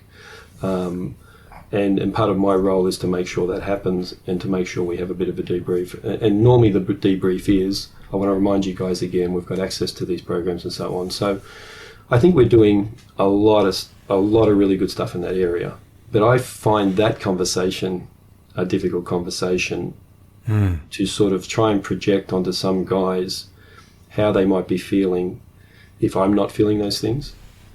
Yeah. You know, how to manage that. That's where peer support is the most powerful tool. We had a conversation a little while ago with academic psychologist Dr. Rowena Hill, who does a lot of work with the National Fire Chiefs Council. She supports all the academic work within the Fire and Rescue Service with regard to technology, toxicology, psychology, physics, all sorts of stuff. She's the UK lead for this sort of stuff, and she came on and spoke about mental health and suicide, and she spoke about peer support being our most powerful tool, because she said one place that sociologists and psychologists struggle to bridge the gap or cross the chasm is because they have less context to be able to relate to what that person is going through. So they come at it from a clinician's perspective with a great deal of knowledge as a psychologist. Very, very cold and black and white, Very cold and black and white, and very unrelatable, very inauthentic, not out of malice or lack of interest or they don't care. But that's where the upskilling of people within our profession, and I say that in terms of awareness of someone's psychological construct, but also their emotional intelligence, their ability as a communicator. I don't think we ever work on that, our ability as a communicator, because peer supporters is the most powerful tool we have. Because what she also said when she listened back to lots of transcripts and interviews from a psychologist or a clinician with someone going through a traumatic episode or a time of low mental well-being, is the first responder would sort of self-censor the context of the conversation for the listener. So to protect the clinician, in their mind, they would censor a lot of what they were talking about, or the detail, or the graphicness. Yeah, it's the same as exactly. me not sharing with my family. Yeah. Absolutely, exactly the same. And we do that for their benefit, but because of that, we get less out of it ourselves, because we get less ability to dissipate the heaviness of the situation. Whereas when you're speaking with your peers, they can relate to it. They may have been at the incident itself, or they may have had a similar experience themselves. Or even if we take this out of the traumatic element and just place it into the workplace, they may have gone through a difficult situation, or they might understand the frustration and complexity of your organisational politics, and they can relate to it. Yeah, no, absolutely. I also think there's another element that just sort of came to mind, that we tend to think of traumatic incidents as death and blood and guts and loss and so on. But I think for some guys there's a growing anxiety, performance anxiety as well, that especially in leadership positions, that when those bells go off, I've got to perform, and what's it going to be, and am I up for this? And I find that targeted good training is what allays those fears. If you're capable, your stress and anxiety is lower. And if you've got firefighters trying to put their breathing apparatus on while this is burning, and the anxiety and stress is going up, and the simple answer there is, if they didn't have to worry about putting their breathing apparatus on and could concentrate on, you know what I mean? There's you increase your proficiency because you have an undeniable belief that you are who you say you are. You're not fearful of being able to do something because you're not fearful of it. Like the more I'm not fearful of recording a podcast. Yeah. I'm not fearful of approaching a girl. Yeah. I'm not, because I've done it so many times. I'm not saying I'm a serial. That was a really weird example to give. Sorry, like a serial guy that approaches women all the time. But I've made so many mistakes. I've embarrassed myself personally and professionally so many times, and I'm not dead. Yeah. Yeah. Exactly. You know, I'm not dead. I'm not sacked. I'm not alone. Everyone in my world has not abandoned but me. See, you have a realization, and I think we talked about this as well, that as you get older, you do know yourself better. But one of the things I know is that whatever's bad now, and it can be something as simple as I just say something stupid, like I've probably said a dozen times already today, you know, and I said, gee, I shouldn't have said that, and I'm weighing on it, or I upset someone, or I know that 24 hours later that will be better. Yeah. I just know it. And we're talking about the stoicism of understanding. Once you can understand that, I this know too this shall will pass. be better. Yeah. And I know that this will be better tomorrow. It's not a huge jump to say, well, if I know it's going to be better tomorrow, I can make this better now, and just stop ruminating over this, and stop sort of, and you know, thinking too much about the past, too much about the future. Just, you know, there's a great thing I heard a little while ago, which is trying to think your way out of a mental rabbit hole is like trying to sniff your way out of a cocaine addiction. You can't think your way into a new way of acting, but you can act your way into a new way of thinking. Yeah, like we spoke about this on our call earlier in the week around, like, I maximize my pity party to a couple of hours. Yeah. And then I need to start getting into solution mode. I need to get out of that victim mentality and start grabbing hold of the steering wheel so that I can begin to act my way forward into a new way of thinking. Otherwise, I'm just going to catastrophize in this mental storm of victimhood. Yeah, probably the most unpleasant thing, if you want to have some post-traumatic stress, I represented our union as a fire brigade, a fire behaviour expert in terms of some industrial things that were happening, and I won't go into details, but so suddenly, and it was during COVID, so it was sort of like this online, and we had a judge, an industrial judge, and a barrister representing the organisation, and I was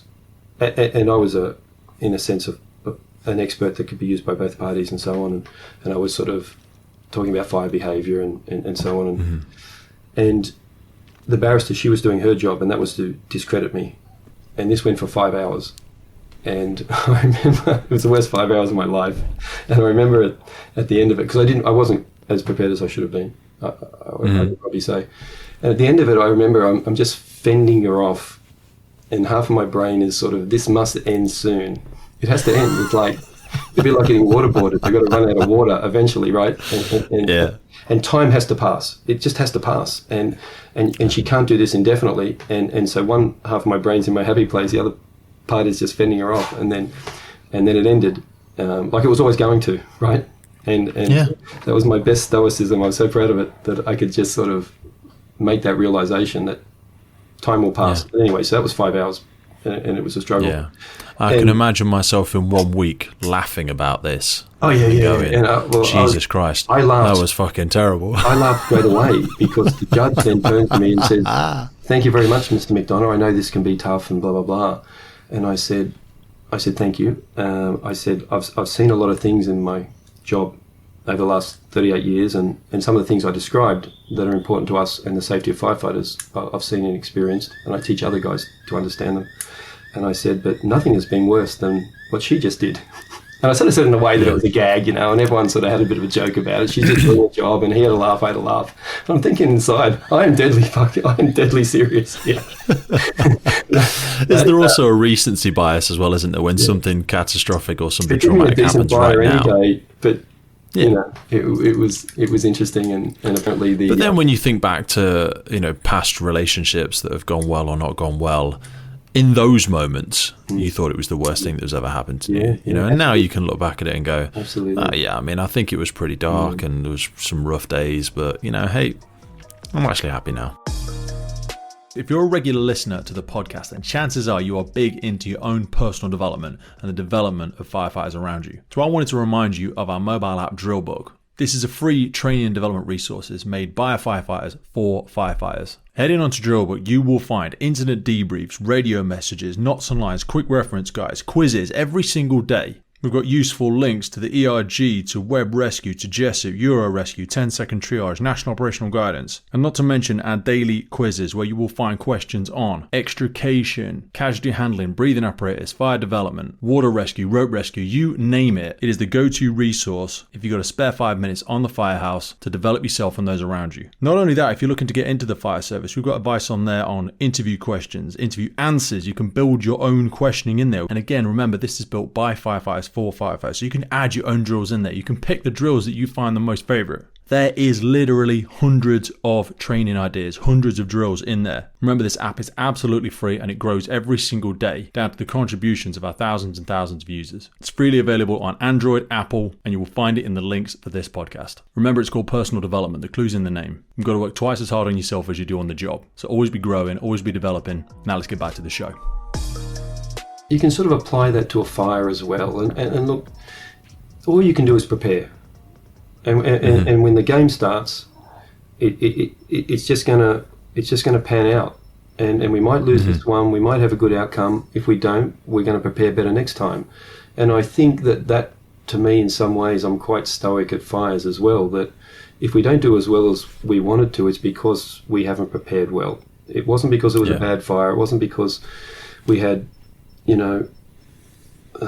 we did the wrong things in a sense. It just showed that we weren't well enough prepared.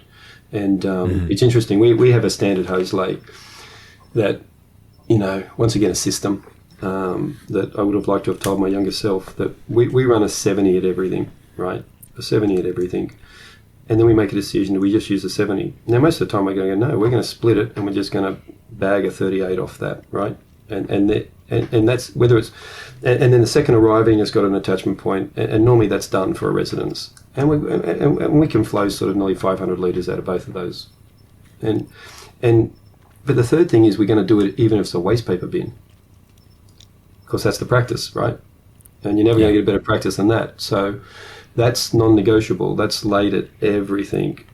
But we still have problems where I can have some great outcomes. I'll send an email out. The last 10 fires we had, we did this and that. It's really good. And then some of your best guys, they'll break your heart at the next fire, and you'll rock up, and there's just the flake 38, and the fire's out because that's all it needed was a flake 38.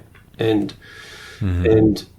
I go, and I just have to say it. I say that's not what we planned. Where's the 70? Where's what we agreed we would do? Yeah. And you see them sort of, the head drops and all that sort of stuff. And then so that sort of happened a couple of weeks ago. Then we had a second alarm fire at, and the house was going. And I get there and there's 3 70s laid with 6 38s running off them. And they're all looking at me going, look, hello. So, but it'd be so easy to just say that was good enough. And that put it out. But it wasn't what we agreed on, and that's the compliance I'm talking about. I had another fire back in my old zone, and once again, they were the gun crew. And so imagine this fire. It's a kitchen manufacturing place, but a local type of one. It's not a huge one, but maybe it's 50 metres by 20 metres building, open with all the timber and the kitchen making machines. Oh, fire load in them. Yes. And he had a big boat in there as well, so they were doing quite well. So, so the alarm companies rang him and said, the movement sensors have gone off. And he's basically said, well, I'm not going. It could be a robber or something, right? You guys deal with it. Yeah. Then they rang him back straight away and said, the power's gone down. So he's gone, oh, well, I better go. So he goes there and finds that he's got a fire. He goes in the man door next to the roller shutter door, and there's a fire, a growing fire. So he rings 000, and then he looks at his boat and says, I'm going to pull my boat out, and at least we'll save that. But because the power's down, he has to open the roller shutter door, right? And it drops off the runner. So it stops at about, so he's frantic. So he gets a forklift and tries to force it up. And this is when the first station arrives. So they've seen this guy in there, in the smoke. He moves in, sees the guy, eyeballs the fire, pattern recognition against previous fires, probably the busiest fire station in Sydney, I would say, 62 station. And this guy's no bunny, right? He's eyeballed that. He's taken the guy out, and then he's got the attack 38, and he's put the fire out. And I've arrived, and I've had a fantastic job. I said, this is spinning the dice to say whether this place burns down. That we really, the window was like this, and you guys nailed it. And I said, but you didn't run the 70. That's not what we did. And I felt like a dick saying it. I felt I could see him just, and then I said, but you had a great outcome, but that's not the way we got that outcome. You missed the opportunity to practice that lay. And he got it. And he straightened up and said, right. And so there's a classic example of a great outcome, but they failed in the implementation. And if we didn't have a different implementation, they would fail sometimes and win sometimes, fail sometimes and win sometimes. And I think we just get used to doing that. We just, it can be a extinguisher, a first aid reel, a 38 or a 70. You've got all those options. And you're going to reinvent it every time you arrive. Whereas we just have a system that says we're going to run hose where we can flow maximum. And if we don't, we drop back to the next level and we run 38s. We can still throw some decent water. And we're going to do it every time to practice. And guys go, that's good. You've just taken away all the stress and anxiety of deciding which fall we were going to use, right? Or defaulting to just the easiest one. But then you find out that system is the easiest one out anyway, because it's the one we practice all the time, right? So there's an example of a system. And I never had a system as a young firefighter. So no, I didn't. But it's tough. I want to.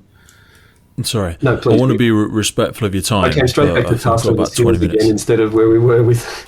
No, you're cool. I actually wanted to close, as we've referenced it a few times, but I wanted to bring it into the center of our conversation, just to have an international acknowledgement and almost just give me an understanding of the work that you'd and experiences you'd had with Paul Grimwood. Yeah. Obviously, he passed earlier this year. One of my biggest frustrations, selfishly, but hopefully unselfishly. I've had quite a few conversations with Paul, exchanged many messages. Never managed to get him on the podcast, unfortunately. It was one of my great regrets. Just because I'd have loved to have been able to, and his work will live on in the speeches that he has done and the great documentation and books that he's been part of, Eurofighter. But what was your first experiences with Paul? Yeah, good one. Well, I owe him a lot, an enormous amount. He was the spark that set me off on where I ended up in this career. I read Fog Attack just as I was an officer, a new officer. Now, Fog Attack was written, I think, 94, maybe 96. I got made an officer in 98. So I'm a new officer and I'm sort of reading stuff. And I can't even remember where I got it from. Maybe it was the brigade library. Maybe it was lying around at a fire station. And I just picked it up. And I always refer to Fog Attack because essentially it's a comparison of fire services all around the world, just with numbers, right? If they have this many people, how many ladders do they have? And so it's a comparative type of thing, which is interesting in itself when you start to look at, well, where do we fit into that? But it had chapters on the new type of firefighting, for want of a better word, coming out of Scandinavia, in particular Sweden. And I'm reading that, and so imagine, so this is 2001, I joined 87. So what's that? I've been in the job for 14, my math, 14 years, right? And I've just become an officer, and which takes about 10 years minimum. So I'd become an officer some years before, you spend some time relieving, so this was my first permanent station. So the earliest you can become an officer, a station officer for us, is 10 years. So I'd just done that. So I was confident. I was full of myself in terms of my own abilities and so on, which I think is important. I mean, it's someone says you're not as good as you think you are, but you should back yourself, right? You've got to have a healthy self-ego, yeah. That's a good word, a healthy self-confidence, right? Yeah. So I'm reading this and I'm going, and then that coincided with the facts that came out that said you can apply for some trips overseas, and there was 4 different ones, and one was training. And I said, well, I've got an idea. I want to go and learn about this. To cut a long story short, well, actually, no, I'll tell the full story because I think this is important too, and has a British. There might be something similar in Britain, but so I wrote a report, quite a damning report actually, where I used our annual report and said every annual report says that the fire service is world's best practice, and we did as well. Of course. And I said, well, if that's the case, why don't we know these things and so on, and why wasn't I taught these things? And anyway, the end result was I was about to put it in. I gave it to a colleague, and he said, who was a sort of a principal instructor. We had a different system then, and he said, this is great, but it's already been done. And previously, someone had gone over it a year or two earlier and actually done a course with Jean Raffel, I think, at Uppsala, which was a fire service in Sweden that did some international courses. And we had containers and a system in place for nearly 2 years. And I've gone, oh, okay, well, I was about to tear it up, and I thought, well, wait a minute, I'm an operational officer here, and I know nothing about this. So the implementation has failed. If we're just putting recruits in boxes and melting helmets, the implementation has failed. Mm-hmm. And that was sort of what it ended up seeing. So I rewrote some of it, and they said, yeah, you can go. Now, a couple of things had happened just before that. We had 3 civilians killed in a silo backdraft in 2000. I think it was 2000, and we had gone to court as an organisation because we didn't keep a safe workplace, certainly for those people, and it caught us by surprise, and that's no reflection of the guys there. It really wasn't in our training or anything like that, and heaven forbid any one of us standing there would have done exactly the same thing. So part of that was a fine from our occupational health and safety, which basically, it might have been $500,000 or something like that. But it meant that had to go back into training. So that is sort of happening in the background, which I wasn't aware of. But I think that also helped in the sense that we needed to look at fire behaviour training. So I went to Sweden. So before I went to Sweden, I contact Paul Grimwood. I don't know him from a bar of soap, except he wrote the book that gave me the spark to say, we need to do better. And as I was soon to find out, Paul did exactly what Paul would do with anyone that asked him. I said, you don't know me, but I read your book, Who is the Best Guy in Sweden? And he said, Nils Bergström, Nisse Bergström. That would be a good person to interview, actually, if you really want to get into the nuts and bolts of that era, that 80s era that led to what both Australia and Great Britain and much of the European world then saw as a way of teaching and fighting fires. And so I went over, so he introduced me essentially to Nisse, and I spent some time with Nisse, and then I went to England and spent some time with Cornwall and Devon, who also had a relationship with Sando, the National Fire College, where Nisse Bergström was working. And I visited Paul while I was over there. And for the first time got to meet him face to face. And that was the first time until last year was the second time face to face, right? So just to put that in perspective of what happens when you're 16,000 kilometres apart. I remember one thing that really struck me then was we were in the back of where he was living at the time. It was a sunny day, and we sat down and we started talking. He said, oh, stop for a moment. And he just went and got a pen and paper. And then we continued our conversation, and he's writing stuff down. I should have been writing stuff down, right? And this was the measure of the man that constantly learning and looking for... Always making notes, brother. Yes, there you go. I'm always making notes. I've got pads full of notes around here, many of which I'll perhaps never look at. Yeah. But it struck me at the time that he was the guru, right, for me. And here he was thinking that I might say something that was knowledgeable and important enough to write down. And that just struck me incredibly at the time.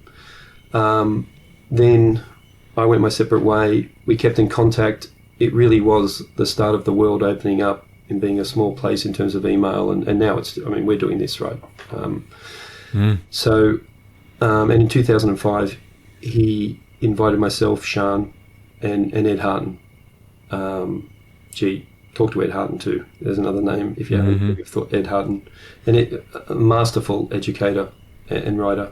And I would say the same for Paul. And he invited to write 3D Firefighting with the 4 authors. And of course I was flabbergasted that, with where I was in my career and so on. So, but that was the nature of the guy. And over the next 20 years, more than 20 years, constantly there as a sounding board. It was the email I wrote to him that I think we've invented the Mark I short pulsing robot. What do you think? And all of that sort of stuff. But in many ways, like I said, that initial meeting, didn't catch up with Paul again. No, I did. In Belgium in 2016, the IFIW Paul attended. So that would have been second time face-to-face with Paul, apart from this just a normal correspondence. And then more recently, the correspondence would be messenger. One of us might be reacting to something and then counter-reacting online and then taking it privately and having more discussions. And I've got to say, some of them were extremely robust. Robust. And I think you can only have that with someone you respect enormously and who respects you enormously, that you want it to be extremely robust. Tell me I'm wrong. Break what I'm trying to say. Break it. Yeah, I love that. I always say, poke my opinion. It might be made of paper. Maybe your finger will go right through it. Yeah, because I tell you what, so we struggle with this element of debate, don't we? Like, I love to have a debate with people, but people think you're arguing. We're not arguing, we're having a debate. Yeah, that's right. And if you're not willing to do that, you don't care enough about what you think is right.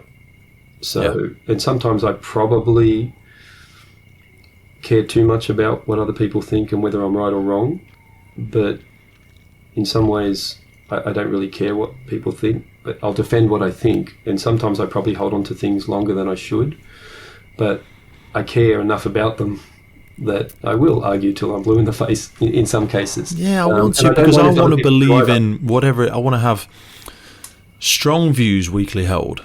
And what I mean by that is I want to have such a strong, passionate view, but if you can take it down to the granularity and mathematically and chemically and physically prove to me why it's wrong, then I'll let go of it and then I'll move on. But I want you should be able to explain your rationale in 7-year-old language. Because if you can do that, and this is what great academics can do, they understand their subject matter so well, it's the job they can explain it to a child. It's the job of an instructor to take some complexity and make it, and I hate the word simple, but the bottom line is, and make it simple enough that we can use it quickly when we're under stress and duress, right? And that's a fire, right? But I mean, if I have many faults, but certainly one of them is that I probably fight. I probably don't hold them weakly enough, right? What did you say? Well, strong views weakly held. Well, I have strong views. I put things forward really passionately. I probably hold them strongly, but I become a master generalist at times. So I read a lot of stuff, and then I take away 20% of it, and I'll say, John, I read this thing about A, B, C, and X, Y, Z, and I'll put a lot behind it. Because then I want you to come back and demonstrate to me why it's wrong. But I can tell because if you don't... but getting back to Paul, we could have those discussions because I always saw Paul as having some pushing hard in the opposite directions sometimes because he felt it necessary. Like, if guys are using first aid reels too much and that became the CFBT model of single containers with first aid reels, that's a problem. That was never a problem for us because we were flowing nearly 500 litres per second out of 38s. Now, you could argue that 38 is too small as well. But to go from first aid reels and say you should be using 52, I would push back and say, well, I think 38 is a better option for that. But I could see what Paul was trying to say. That, let's push far this way and get something here, or, if you came in late to the party, it would probably look like Paul was saying that container training was useless. But what he was trying to do was have a very strong reaction to some things that weren't working properly, and the context that wasn't there. And I think he did that. Well, he could see the end state of just continually perpetuating that approach. Yeah. And I think he was purposely pushing hard, and he honestly, and he backed that up with all of those things. But when we normally had a difference of opinion, it was the level at which that end result might be when Yes. they're going to take huge hoses. You didn't disagree on the direction, you disagreed on the degree to Yes. which you travelled in that direction. Yeah. And that's what it should be. I mean, so he was a sounding board right to the end. And I was really, Carol and I, when we were in England the time before that, we were, when we did some stuff at the Fire Services College, we drove back and visited Paul at home. And there was a sense that he was, certainly not well then. So a year and a half ago or so on. And so yeah, it was sort of, that was definitely, his health was not improving, but it was fantastic to. It was like, we didn't discuss any of those things. It was just, how good is this to be together again and to sort of just talk about the job that we love and so on. And I suppose in some ways that I think a lot of British firefighters probably don't realise enough about who Paul was. And in my own organisation, because with the way we reference our work and so on, he is known, I hope, as well as he should be. I definitely, I don't think, I would put Ed Harton up there, that Ed and Paul are probably the most concise writers of good stuff for firefighters I've ever seen. In terms of conciseness, context, that I don't want to say it's an easy read, but it should be an easy read. If if you're explaining something well, it's an easy read, and they provided it. Yeah. And both of those guys, just educators, just brilliant educators. Like, it's easy to talk, but when you get down to writing stuff, and now it's there, you've got to be concise. It's got to be concise, and it's got to be unbreakable, because now you've written it down. You're basically saying anyone can now quote this back to me. That's my opinion. That's my opinion, right? And we don't write a lot of stuff. Because it's void of context as well, so it needs to be able to be viewed in the cold light of day. Yep, without all of this beautiful intonation and passion and the context that we've gone into in our conversation today. I've seen some of the transcripts from podcasts that I do, and they're thousands and thousands and thousands of words, thousands of words. Yeah. But if you tried to reduce that down and condense it, it's just so damn hard. It's such a talent. I'm trying to write stuff now with, and I try and, each morning I'm off work, I try and sit down and have the discipline to write even a paragraph of some of the things that are up here that we've talked about. And it's easier just the speaker to write it with the same sort of nuances is really difficult. Do you know what I'm going to try and do at some point in time? Is take these transcripts. So some of the AI already does it for you, because it can condense down our conversation and give me 3 paragraphs about the overarching points and principles that John put across during our conversation. And unfortunately, it is remarkably good. So I think if we took a lot of these transcripts and said, condense this down to give me 4 paragraphs of the overarching principle of the point that John communicated. Wow. It's actually pretty good. But also, I don't want us to lean too much into that, because it removes a human element. But it's like a performance aid. So we're going to start leaning into some more of that. And just to end that point, like I said, I can't think of any better educator and writer, and that's why his books are so successful, for firefighters. I would say Enclosure Fires by Bankston, I think, is a beautifully written book for that. Anything that Ed Harton writes, I could only hope to write stuff like those guys, but Paul was right up there, if not the best. And that's the beauty, that he has the legacy of those documents for people, for all generations of firefighters to read. And I ended up, as I was thinking about what the legacy of Paul was to me, apart from the spark that set me off in a way, was you had Massey Shaw, you had Greywood.